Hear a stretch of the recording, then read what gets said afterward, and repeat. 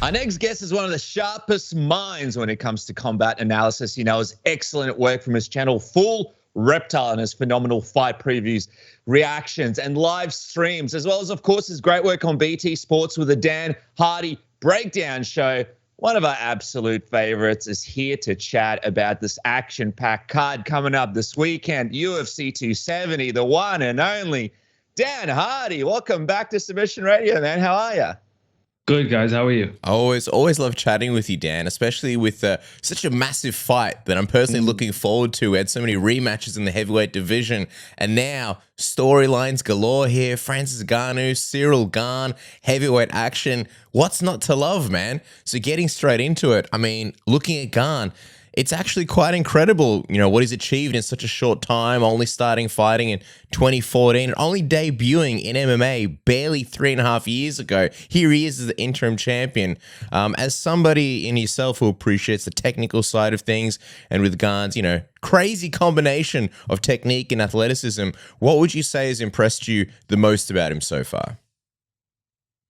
I think it's his composure for how little experience he's got in MMA. I mean, you know, what, 10-0, 13 kickboxing matches.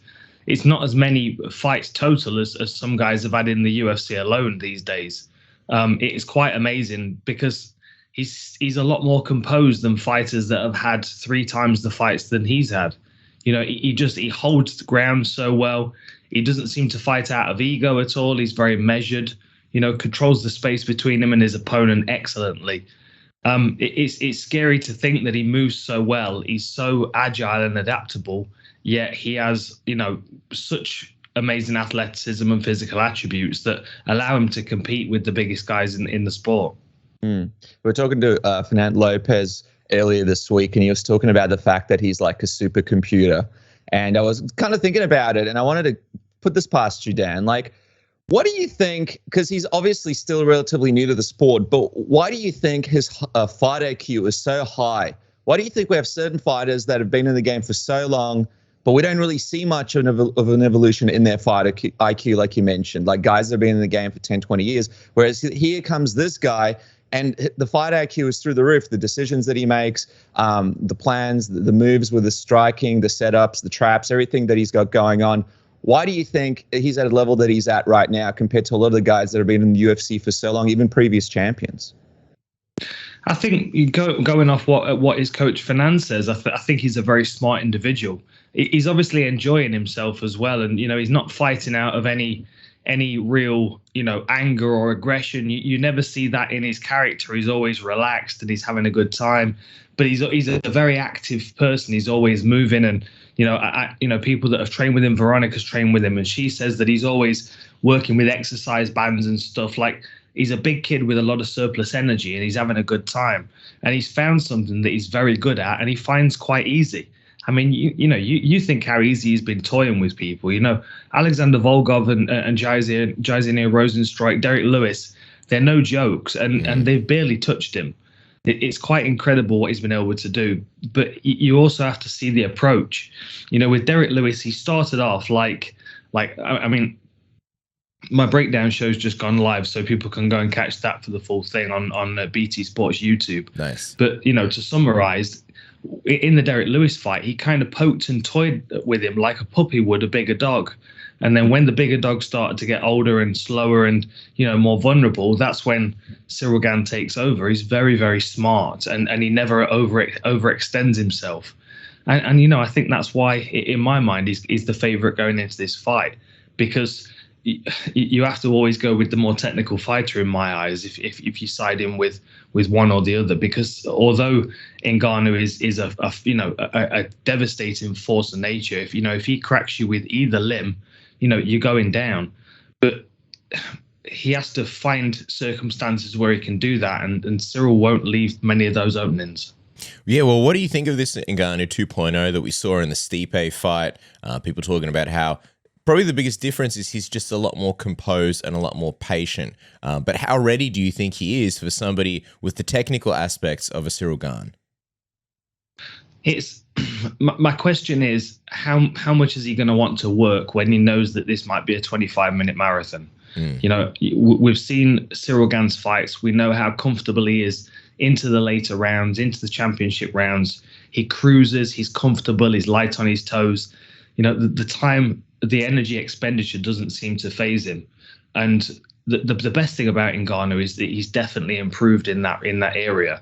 You know, you look at the second round against Stipe in the first fight, and he's barely standing. He looks like a tree in the wind. But then you see him in the second round against Stipe, and next time around, and he's light and he's moving, he's fast, and he's lethal. You know, that's when he put him down. He's definitely a different fighter these days. But you know, there might be a concern that he's going to start chasing and punching thin air and start to exhaust himself. So he might actually be a bit gun shy and a bit you know, cautious to throw. And I expect Ciryl to be wanting to move and be light on his toes and to try and get Francis to miss as much as he can. The other thing we saw in the sparring video, which is always interesting to watch, is as Francis was coming in with big punches, Ciryl was either all the way out of the way or all the way inside, hitting him with elbows. And I think that might be something else we're going to see in this fight. One thing you have to think is Francis has already had that sparring experience as well, so he may have made adaptations. But I think there are a lot of tools on the table for Ciryl to use against him. I like what you said before about Francis wanting to sort of conserve energy. Do you think this might be almost like a weird fight to watch play out? Like, people are kind of expecting, you know, a crazy knockout, two big heavyweights, and that's kind of how it's been marketed, as are always heavyweight fights. But like you mentioned, Francis goes in there and he's very aware that if he's throwing and hitting air, it's not going to go well for him in round 2 and 3. So we might see almost an overly patient, almost a frozen Ngannou, who's, you know, Gane isn't a guy who leaves openings for that perfect shot, you know, and it might sort of freeze him up a bit. Are you potentially expecting something like that this weekend? Yeah, I think Francis could quite easily be discouraged into charging forward. You know, if you look at his statistics in the first 2 minutes of the first round, he's deadly. You know, he charges forward. You know, Rosenstrike was 20 seconds. You know, he charges into range, he cracks people, and they just really can't get away from him. Similar situation with Stipe in the second fight, but we also have to remember that you know, the octagon size and, you know, one being in the apex, etc. So there is more space for Ciryl Gane to get away from Ngannou in this fight, and he's also very good at not only moving laterally to get away from his opponents, but also threatening to create space to move. It's not like he's just trying to move; he's also a danger as well. And I expect him to be very quick. I expect him to be able to pepper Francis with the jab and keep creating space for himself. I think he's going to be really difficult to pin down. Francis is going to have to use his head movement and use good footwork to paint him into a corner where he can unleash his power without feeling like he's going to miss every time. Just speaking on the training footage, who do you think takes away the most from that after watching it? Because I guess a lot of the time when you go into fight a Francis Ngannou, we've always heard fighters say, look, I just wanted to sort of feel the power a little bit. Like, once I felt the power in the fight, I felt a little bit more comfortable. And Gane kind of knows what he's getting himself into from all the sparring that he did previously. And then on Francis's side, he's had a little bit of experience of sort of working with Gane and his slick movements and the fact that he's harder to pin down. I'm wondering, who do you think takes away the most from that sparring as they go into this fight? I think it's really interesting, to be honest. I think the whole circumstance around it is interesting, both on an ethical front, you know, whether it should have been posted and shared, you know, how it's been edited, who posted it, and why it would have been edited in such ways, and also that, you know, the context, you know, who was in what shape, who was in what training camp. There are a lot of questions around their physical state in that moment that, you know, sometimes I was terrible in training camp because I'd just started and some of my teammates were 2 weeks from fighting, so they were in killer shape. You know, you don't know what's going on in these circumstances. The other thing I'll say is MMA Factory is not the biggest of gyms, and Ciryl Gane's got good footwork and good counter striking. And when you're sparring with little clubs and elbow pads, you're not trying to knock each other out. And if you take Francis Ngannou's power away from him because it's a sparring match and not a fight, it's a different thing. You know, Cyryl's a point fighter. He's going to be able to outpoint him all the time. It's the reason why this is interesting in comparison to the sparring footage is because Francis can uncork deadly punches and take his head off. And that's the difference between this and the sparring match is, Francis isn't going to do that, or he may have done that and that was just edited out. We don't know. What? Yeah, it's funny how you say that MMA Factory isn't a big gym, because it used to not be a big gym. Now it's like a bloody headquarters. It's like the Apple, or like, I don't know. It's when you see it into the countdown, it's just phenomenal, the facility. I'm just curious, why do you think that footage was released? Because obviously, they were trying to pump up Gane. Maybe part of it was also, hey, Francis left us.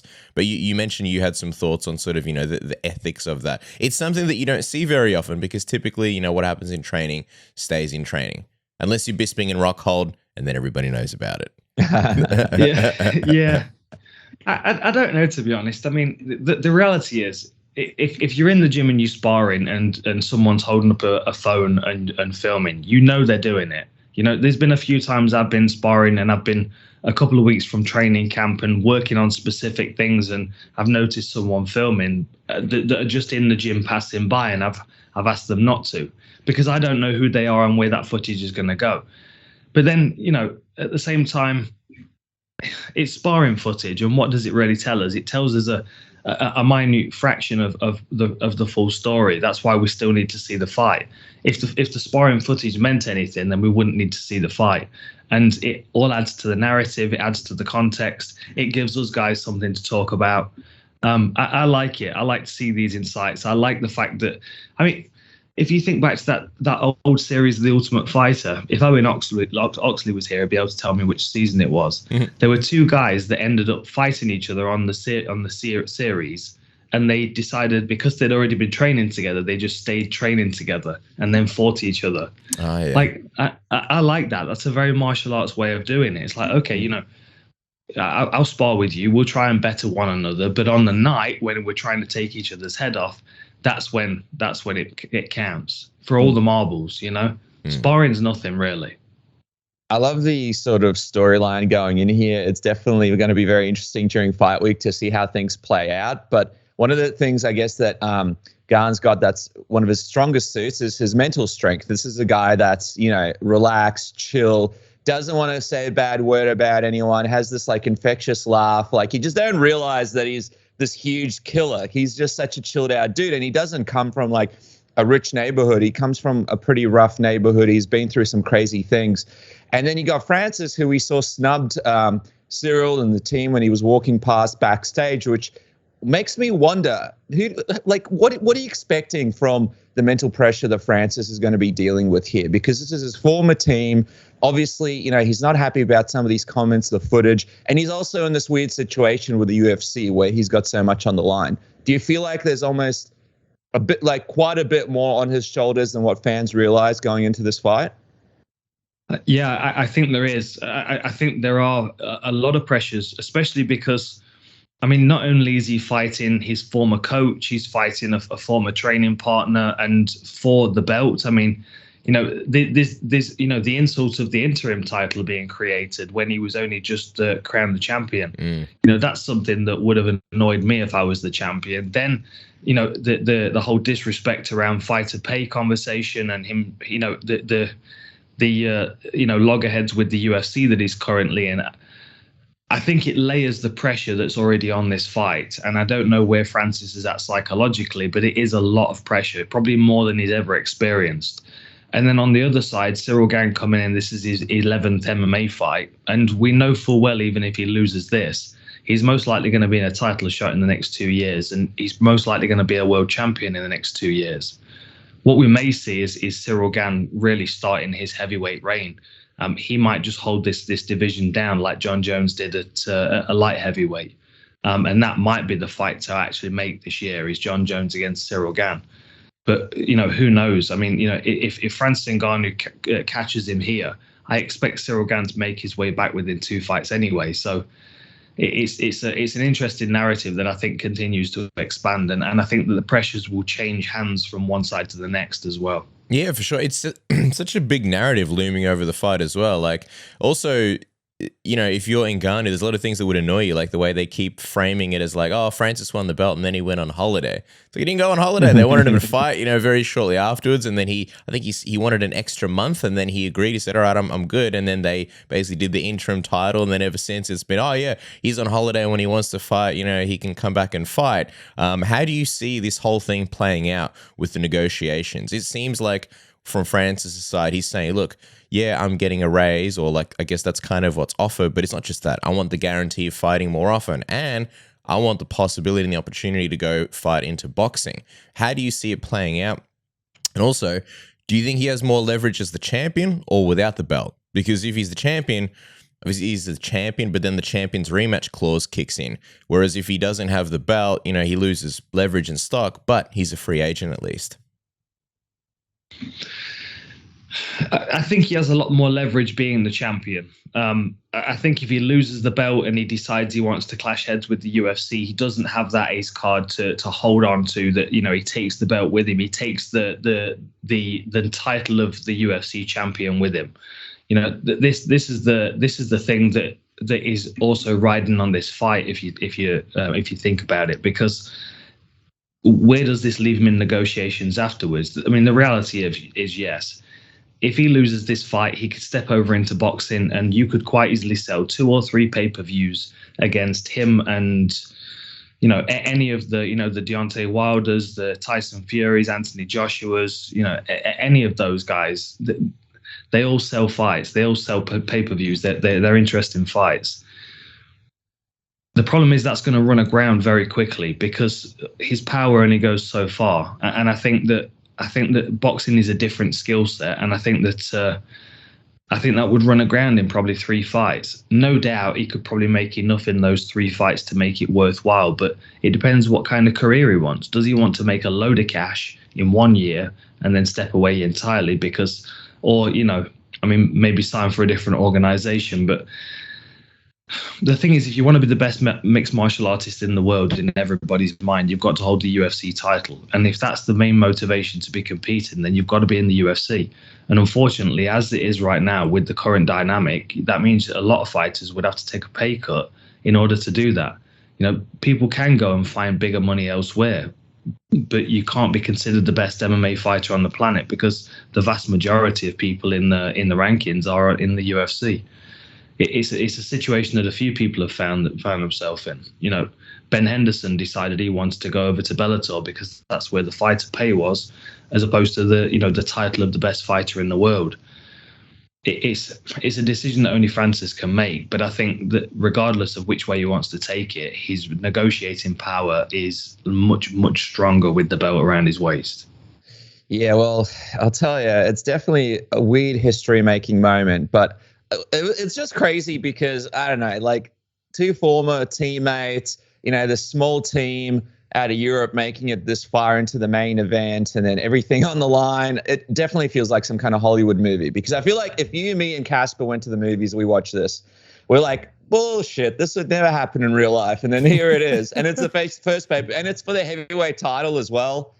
Man, there's a lot on the line here. But anyway, just quickly, as we wrap up on this fight and move on to the other fights, I know you mentioned you're leaning towards Ciryl, but what's your prediction here? How do you think it actually goes as you think about it? I wouldn't be surprised if we see Ciryl by a late stoppage. I think he's going to be able to frustrate Francis early. I think the first 90 seconds is an absolute coin toss. That's the time in which Francis could close him down and knock him out pretty quickly. But as soon as that point passes, I think it immediately starts to lean towards Ciryl. And I think he's going to be smart enough to know that and to stay out of the way of the power, get into the later rounds where Francis now starts to look a little bit laboured and a bit tired, and then Ciryl will start to put the pressure on him. I think his elbows will be a big key. I think that flying knee that he has as well that we saw against Volkov, and I can't remember who else he used it against. I mean, it's a really useful technique that he who was it? Dontel Mays caught him with it in the first round and dropped him. I think that would be a very useful technique for him as well, and I think he'll feel confident to try and take those risks when Francis starts to look tired. I think we might see a a fourth round TKO or rear naked choke with Francis on his knees up against the fence and just looking exhausted and a bit mentally broken. It's going to be a really interesting fight, though, and I think there might be a few eerie moments for Ciryl where he's, there's a fist whistling past his whiskers here and there. Well, that's also like one of, if you're going to have questions about Ciryl, it would also be like, that ability to take a shot and then the resolve, which is kind of almost a moot point because with Ngannou, it's like you can have the best chin in the world and it can potentially mean nothing anyway. But yeah, I agree with your prediction. I can't wait for this fight. Before we talk about the co-main event between Brandon Moreno and Deiveson Figueiredo, just quickly got me thinking, Dan, like, I love the Dan Hardy breakdown show on BT Sport. One of the problems that I often run into is it's geo-blocked because it's, I guess, UK exclusive. Here in Australia, we can't watch it. But the other night, I fired up the old NordVPN, and with one touch of a button, bam, now my computer thinks I live in the UK, and I can watch Dan Hardy breakdown show, and I can watch the preview for this fight. So if you're in the same shoes and you want to watch more previews or just any kind of content that's geo-blocked, maybe, you live in America and Australian Netflix is better, or maybe you're in Canada and UK Netflix is better because it has other shows and other titles. With one touch of a button, you can access content from over 59 different countries by changing your virtual location with one click. Amazing speed thanks to NordLynx. No more bandwidth throttling. Stream securely and avoid buffering. And it really is the best VPN out there, NordVPN. Isn't that right, Dennis? Yeah, man. I mean, listen, what are we all looking at on our browser histories? Do we want it all to be public? There's so much stuff going through your phones, through your computers, from your PayPal to those websites that we put in the tax returns from 1989 folder on our secret computers. So make sure that nobody finds out what's really going on with Nord. You guys can get it today by going to nordvpn.com/submission or use code submission. Get up to 70% off your NordVPN plan plus one additional month for free, or click in the link below. And if you guys don't like it, there's a 30-day money-back guarantee if Nord is not for you, so there's absolutely no risk. Do it today. Get some security in your life and enjoy the internet like it needs to be enjoyed, Cass. But speaking of enjoying things, man, this weekend, I cannot wait for this fight. I know we're breaking this down with Dan, and I am even more excited than before. But there's only one sweeter thing than watching a fight and experiencing a historic moment, and that is making money from that historic moment and experiencing some history in your old bank account. How about this? With our friends at MyBookie, you guys can double your first deposit with a code word submission. Let's have a look at the odds right here for Gane Ngannou. You got Gane at -140, Ngannou at +110. But don't forget, of course, MyBookie, one of the best places for all your prop bets. They even have the odds for a possible Fury Ngannou boxing match with MMA gloves, with Fury at a -500 and Ngannou at a +250. It's all there, all the odds, all the matches, all the sports, from the Australian Open to the NBL to the NHL to the NFL. There is only one place to bet everything, anytime and anywhere, and that is with our friends at MyBookie with the code word submission, Cass. There you go. Also, guys, Valentine's Day is around the corner, and training camp starts now, gentlemen. You got to get your boys, your equipment, your balls in optimal shape to paint the town white, and it starts now. What are you shaving your junk with? A rusty razor? No, throw it in the bin. Upgrade to the Manscaped Lawnmower 4.0, the best grooming tool on the market, the black belt in grooming tools, skin-safe technology so it never cuts your junk. You've got different guards for different lengths and textures. You've got the LED light, 7,000 RPM of pure power. It's waterproof, wireless charger, travel lock so it doesn't go off in your bag.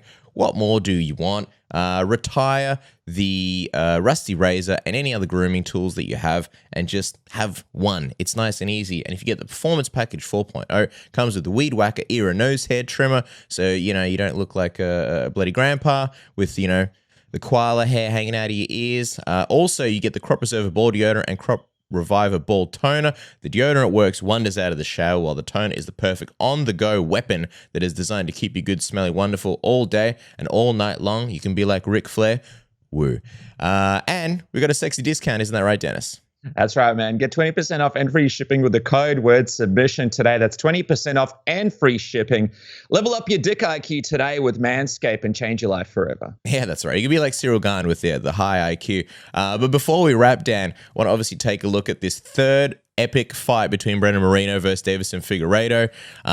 Can't wait, man. When you look at this fight, though, and you look at the last fight, what would you say went wrong for Figueiredo, and what did Moreno do well? Because it really was night and day in a tale of two fights.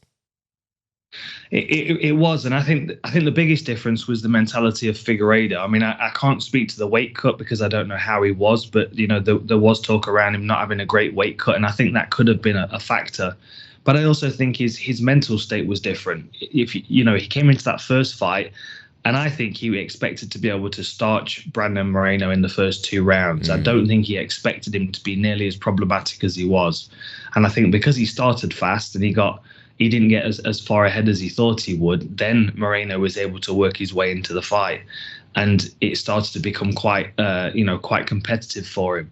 In the second fight, I think he had that respect for Moreno now, which meant that he gave him a bit more space in the first round, and Moreno actually established his game much quicker. He had a good jab. He felt confident after the first fight that he would be able to beat Figueiredo, and I just think he started well. Again, Figueiredo is a dangerous individual. He can always give you those scary moments. But Moreno, I think, is a very smart and technical kid. He's improving constantly. And I think Figueiredo gave him enough respect to allow him into the fight. I do think this fight might be different. Honestly, I would like to see Moreno win because I'd like to see him, lock this division down and open the door for, the likes of Pantoja or the Askarov Kai Kara France winner. I think Deiveson Figueiredo up at bantamweight's really interesting, but that's a different conversation. Brandon Moreno, my concern is that he's the champion. There's a lot of attention, a lot of media and other interviews and stuff going on around him. And Figueiredo looks like he's tuned himself in and he's got that meanness back, which he had in the first fight.